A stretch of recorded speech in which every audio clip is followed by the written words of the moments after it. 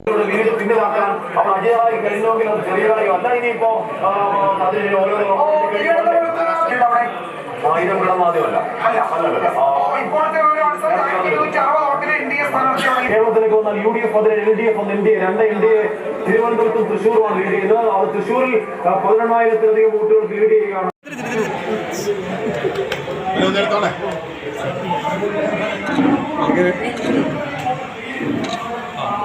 ദൈവത്തിന് നന്ദി.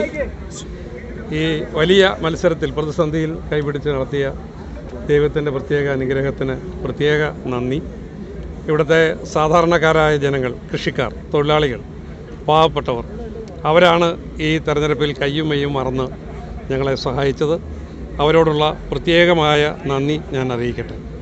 നമ്മുടെ UDFൻ്റെ ജില്ലാ കമ്മിറ്റി, ജില്ലാ ചെയർമാൻ്റെ നേതൃത്വത്തിൽ വളരെ ആത്മാർത്ഥമായി പ്രവർത്തിച്ചു. DCC പ്രസിഡന്റ് സതീഷ് കൊച്ചുപറമ്പിൽ, അദ്ദേഹത്തിൻ്റെ നേതൃത്വത്തിൽ പാർട്ടി സംവിധാനം എണ്ണയിട്ട യന്ത്രം പോലെ അടി മുതൽ മുടി വരെ പ്രവർത്തിച്ച് ആയിരക്കണക്കിന് പ്രവർത്തകരാണ് ത്യാഗനിർഭരമായി പ്രവർത്തിച്ചത്. ആ പ്രവർത്തനങ്ങൾക്കെല്ലാം നേതൃത്വം കൊടുത്തത് പ്രിയപ്പെട്ട സതീഷ് കൊച്ചുപറമ്പിലാണ്. ഈ പാർലമെൻറ്റ് മണ്ഡലത്തിൻ്റെ ചുമതലയുണ്ടായിരുന്ന KPCCയുടെ നേതാവ് പ്രിയങ്കരനായ ശ്രീ പഴകുളം മധുവാണ്. അതുപോലെ നമ്മുടെ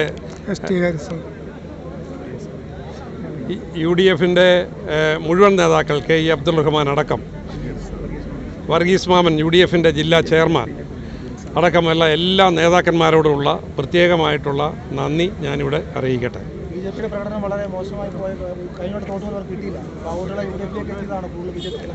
അല്ല, പത്തനംതിട്ടയിലെ ആളുകൾ പ്രബുദ്ധരായ ജനങ്ങളല്ലേ, എന്തിനാണ് അവർ BJPക്ക് വോട്ട് ചെയ്യുന്നത്? 10 വർഷക്കാലത്തെ ഭരണം കൊണ്ട് ഈ നാട്ടിലെ സാധാരണ ജനങ്ങൾക്കോ, കൃഷിക്കാർക്കോ, തൊഴിലില്ലാത്തവർക്കോ, സമൂഹത്തിലെ ഏതെങ്കിലും തരത്തിലുള്ള ആളുകൾക്ക് എന്തെങ്കിലും പ്രയോജനം മോഡിയുടെ ഭരണം കൊണ്ടുണ്ടായി എന്ന് അവർ വിശ്വസിക്കുന്നില്ല. മാത്രമല്ല, പത്തനംതിട്ട മതേതരത്വത്തിൻ്റെ ഏറ്റവും വലിയ മകുടമായ ഉദാഹരണമാണ്. എല്ലാവരും ഒരുമിച്ച് ചേർന്ന് പരസ്പര സൗഹൃദത്തോടെ സന്തോഷത്തോടെ ജീവിക്കുന്ന ഒരിടം. അവിടെ വർഗീയത ആളിക്കെത്തിക്കാനും അതിലൂടെ ഈ രാജ്യത്തെ ഛിന്നഭിന്നമാക്കാനും അതിലൂടെ ഉണ്ടാകുന്ന ചോരപ്പുഴകളിൽ തൻ്റെ കസേര ഉറപ്പിക്കാനും ശ്രമിക്കുന്ന നരേന്ദ്രമോദിയുടെ രാഷ്ട്രീയത്തോട് പത്തനംതിട്ടയിലെ ജനാധിപത്യ വിശ്വാസികൾ ഒരിക്കലും സന്ധി ചെയ്യില്ല എന്നുള്ളതാണ് BJPയെ ഇത്തവണ പത്തനംതിട്ടയിലെ വോട്ടർമാർ അവഗണിച്ച് തള്ളുന്നതിൻ്റെ ഏറ്റവും പ്രധാനപ്പെട്ട കാരണം.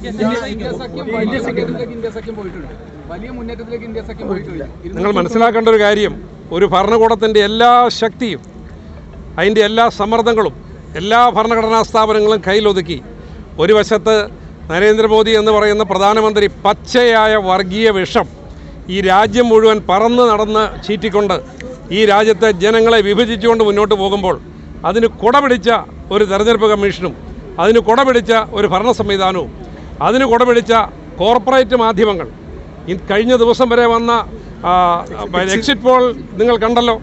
എന്താണ് ഇതിലൂടെ ജനങ്ങളെ തെറ്റിദ്ധരിപ്പിക്കാൻ വേണ്ടി ഈ രാജ്യത്തെ മുഴുവൻ മാധ്യമങ്ങളും ഒരുമിച്ച് ഈ കോർപ്പറേറ്റുകളുടെ സഹായത്തോടെ നടത്തിയ നാടകങ്ങളാണ് യഥാർത്ഥത്തിലുള്ളൊരു വിജയം നേടുന്നതിന് ഇന്ത്യ മുന്നണിയെ തടസ്സപ്പെടുത്തിയത്. എന്നിട്ടും ഇന്ത്യയിലെ ജനങ്ങൾ എത്ര പ്രബുദ്ധരാണ് എന്ന് തെളിയിക്കുന്നതാണ് ഇത്ര ആവേശോജ്വലമായ വിജയം.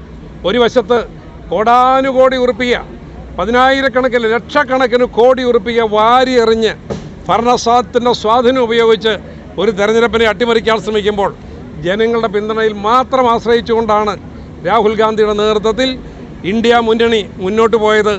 ജനങ്ങൾ, ഇന്ത്യയിലെ ജനങ്ങൾ ഒരിക്കലും മതേതരത്വവും ജനാധിപത്യവും കൈവിടില്ല എന്നുള്ളതിൻ്റെ ഏറ്റവും വലിയ ഉദാഹരണമായി തെരഞ്ഞെടുപ്പിന് ഞാൻ കാണുകയാണ്. ഒരു കേന്ദ്ര കമ്മിറ്റി അംഗത്തെയാണ് ഇത്തവണ പരാജയപ്പെടുത്തിയത്. ആ മത്സരം എത്രത്തോളം കഠിനമായിരുന്നു? അല്ല, ഇവിടെ തെരഞ്ഞെടുപ്പ് മത്സരം LDFും UDFും തന്നെയായിരുന്നു.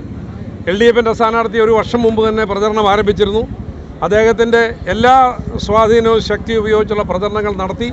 പക്ഷേ സർക്കാരിനെതിരെ ഉയർന്നു വന്ന വലിയൊരു ജനരോഷം, ഇവിടുത്തെ സാധാരണ ജനങ്ങൾ, അവരെ മറ്റൊന്നുമില്ലെങ്കിലും ഈ നാട്ടിലെ നിയമവാഴ്ചയെങ്കിലും നന്നായി മുന്നോട്ട് പോകണം, തങ്ങൾക്ക് സ്വൈര്യമായി ജീവിക്കണമെന്ന് ആഗ്രഹിക്കുന്നവരാണ്.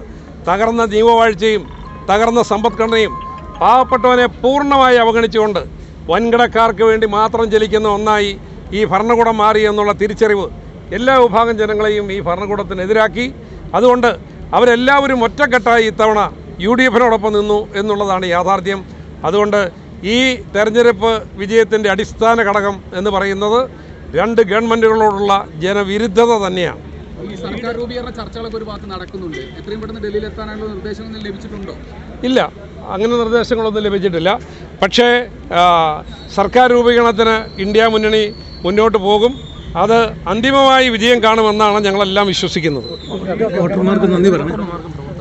ഇത് ഒരിക്കൽ കൂടി പത്തനംതിട്ടയിലെ പ്രബുദ്ധരായ വോട്ടർമാർ എല്ലാ പ്രതിസന്ധികളെയും പ്രലോഭനങ്ങളെയും അതിജീവിച്ച് അവർ നൽകിയ വലിയ പിന്തുണ, ആ പിന്തുണയെ എങ്ങനെയാണ് നന്ദി അറിയിക്കേണ്ടതെന്നറിയില്ല.